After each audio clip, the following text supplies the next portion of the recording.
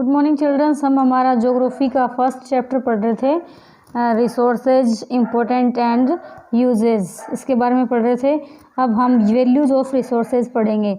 The worth of an object और a resource is known as the value of the same, यानी कि किसी भी ऑब्जेक्ट या फिर रिसोर्स का जो वर्थ है वही उसकी वैल्यू के नाम से जाना जाता है। The value of any resource can vary from time to time and from place to place, यानी किसी भी रिसोर्स की वैल्यू जो है वो स्थान यानी कि एक स्थान से दूसरे स्थान पर और यानी कि समय समय पर बदलती रहती है। The kind of value may differ from one resource to another, यानी कि किसी भी रिसोर्स की जो वैल्यू है वो दूसरे रिसोर्स से डिफरेंट होती है। One resource might have economic value, यानी कि कोई भी रिसोर्स है उसकी इकोनॉमिक वैल्यू अलग होती है। Whereas the other one may have aesthetic और नेचुरल वैल्यू, यानी कि जो अलग अलग रिसोर्स होते हैं उन सभी की जो नेचुरल वैल्यू होती है, एस्थेटिक वैल्यू होती है, वो सबकी अलग अलग होती है। For example, waterfalls has an aesthetic value but when it is used to generate electricity it has economic value, यानी कि उदाहरण स्वरूप वाटरफॉल जो है यानी कि जल जब गिरता है तो उसकी जो एस्थेटिक वैल्यू अलग होती है और जब इसका उपयोग इलेक्ट्रिसिटी जनरेट करने में किया जाता है तो इसकी जो इकोनॉमिक वैल्यू है वो अलग होती है। There are certain resources which can become economically valuable with time, यानी कि बहुत सारे निश्चित रिसोर्स हैं जिनका समय के साथ जिनकी आर्थिक महत्ता है वो बढ़ती जा रही है। The two main factor that can change any substance into a resource are time and technology, यानी कि दो मुख्य फैक्टर्स हैं जो किसी भी सब्सटेंस की जो समय और टेक्नोलॉजी, ये दो ऐसे फैक्टर्स हैं जो समय इसकी सब्सटेंस की महत्ता को बदल सकते हैं। Both of them are related to need of the people who are the most important resources, यानी कि दोनों ही मनुष्य की आवश्यकता और उस आवश्यकता के ऊपर निर्भर करते हैं कि वो किसी भी रिसोर्स को कितना महत्वपूर्ण बना सकते हैं। Their ideas, knowledge, discoveries and inventions lead to the creation of more resources. Their ideas, यानी कि मनुष्य के जो आइडियाज़ हैं, नॉलेज है, डिस्कवरी है और इन्वेंशंस हैं, ये उस किसी भी पदार्थ की रचना करने में सहायक होते हैं। सिंस अर्ली डेज, यानी कि प्राचीन दिनों में, वन डिस्कवरी और invention led to the creation of more. One discovery और इन्वेंशन यानी कि उसका एक आविष्कार या एक इन्वेंशन, उसने कई जो सब्सटेंस हैं उनकी खोज की है। Discovery of fire led to cooking practice.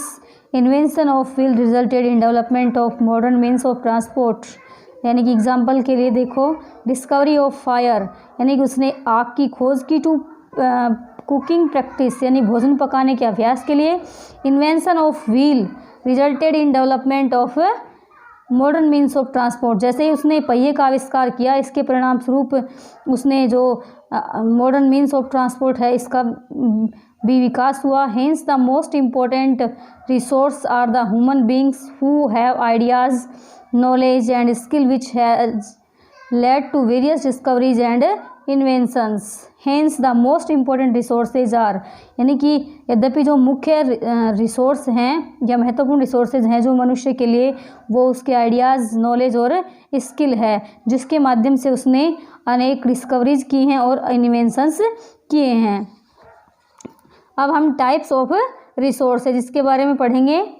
There are three main types of resources, यानी कि मुख्य रूप से तीन प्रकार के रिसोर्स होते हैं, संसाधन होते हैं। पहला है नेचुरल, दूसरा है ह्यूमन मेड और तीसरा है ह्यूमन, यानी प्राकृतिक संसाधन, मानव द्वारा निर्मित संसाधन और मानव, ये तीन प्रकार के संसाधन होते हैं। अब हम सबसे पहले नेचुरल रिसोर्स के बारे में पढ़ेंगे। The resources which we get from nature are valuable and fulfil our needs in one way or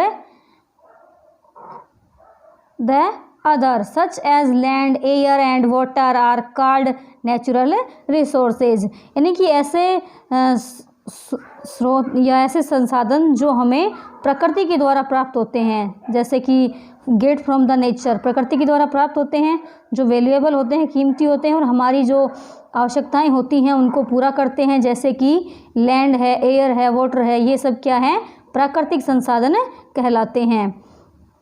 the air we breathe, the soil where we grow plants, यानी कि जैसे कि हवा है जिससे हम सांस लेते हैं, the soil where we grow plants, जिस मिट्टी जिसमें हम पेड़ पौधे वगैरह उगाते हैं, the water which we have in our lakes, ponds, oceans and other water bodies are precious natural resources.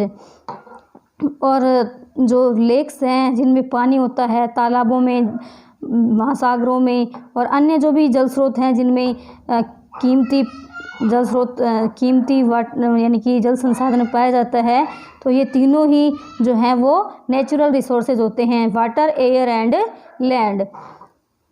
The classification of resources can be done under the following categories, यानी कि रिसोर्स का जो क्लासिफिकेशन है वो नीचे दिया गया है निम्नलिखित कैटेगरीज में। पहला है on the basis of their development, यानी कि उनके विकास के आधार पर, जैसे कि एक्चुअल है या पोटेंशियल है। नंबर 2 पे on the basis of their origin, यानी उनकी उत्पत्ति के आधार पर, biotic, abiotic.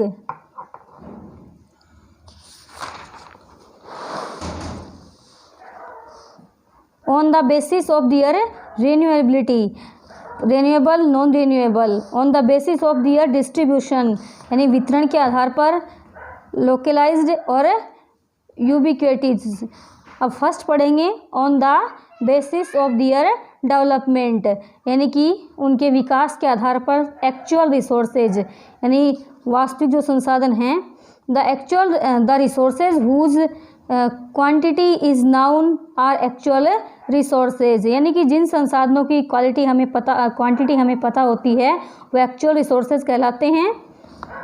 They are being actually used in the present times, यानी उनका उपयोग वास्तविक वर्तमान समय में किया जा रहा है। Some examples of actual resources are, यानी कुछ एक्चुअल रिसोर्सेज के एग्जाम्पल्स हैं, उसमें पहला है petroleum in West Asia, rich deposits of coal in rural region of Germany, dark soil of the Deccan plateau in Maharashtra. तो ये क्या है, तीनों एक्चुअल रिसोर्सेज हैं जो इन स्थानों पर से प्राप्त किए जाते हैं। अब सेकंड नंबर पे potential resources, the resources whose quantity is not known and which are not being used at present are known as potential resources, यानी कि जिन संसाधनों की क्वांटिटी का हमें पता नहीं है कि उसकी क्या क्वांटिटी है, तो इस प्रकार जिनका वर्तमान में उपयोग नहीं किया जा रहा है, तो इस प्रकार के जो रिसोर्स हैं वो पोटेंशियल रिसोर्सेज कहलाते हैं। They might not be used at present but can be used in future, यानी कि उनका वर्तमान में उपयोग नहीं किया जा रहा लेकिन इनका उपयोग भविष्य में किया जा सकेगा, ऐसा संभव है। एट प्रेजेंट द टेक्नोलॉजी में नॉट बी दैट एडवांस्ड, यानी वर्तमान में तकनीकी उतनी एडवांस नहीं है, बट ग्रेजुअली विद टाइम, लेकिन समय के साथ धीरे धीरे those resources can be developed and utilised, यानी कि संसाधन विकसित होंगे और उनका उपयोग किया जाएगा। Can be turn into the actual resources, और उनको हम वास्तविक जो एक्चुअल रिसोर्स हैं उनके अंदर बदल लेंगे। Some examples of potential resources are, जैसे कि कुछ पोटेंशियल रिसोर्सेज की एग्जाम्पल्स हैं जिसमें है the reserves of uranium found in Ladakh can't be used in future, यानी कि यूरेनियम के जो भंडार पाए गए हैं लद्दाख के अंदर, इनका उपयोग भविष्य में किया जा सकेगा। इन अर्ली टाइम्स, यानी प्राचीन समय में, high speed windmills were a good potential source of renewable energy and has now become an actual resource, यानी कि प्राचीन समय में जो तेज़ गति से चलने वाली पवन चक्कियाँ हैं वो एक बहुत ही अच्छी स्रोत हो सकती हैं पोटेंशियल सोर्स की, जिनके अंदर एनर्जी है वो रिन्यूएबल हो सकेगी। And has now become an actual resource, जो बाद में क्या बनेगा, एक्चुअल रिसोर्स बनेगा जिसका उपयोग किया जा सकेगा। Wind farms have developed in Netherlands, यानी कि जो विंड फार्म्स हैं वो नीदरलैंड में डेवलप किए गए हैं। In India these are setup in निग्रो कोयल in Tamil Nadu and on the Gujarat coast, यानी कि इनकी स्थापना नगर कोयल तमिलनाडु के अंदर और गुजरात कोस्ट के अंदर की गई है। नंबर 2 पे on the basis of their origin, यानी उत्पत्ति के आधार पर। The natural resources can be classified as biotic and abiotic resources. Students, अब हम इससे आगे कल पढ़ेंगे।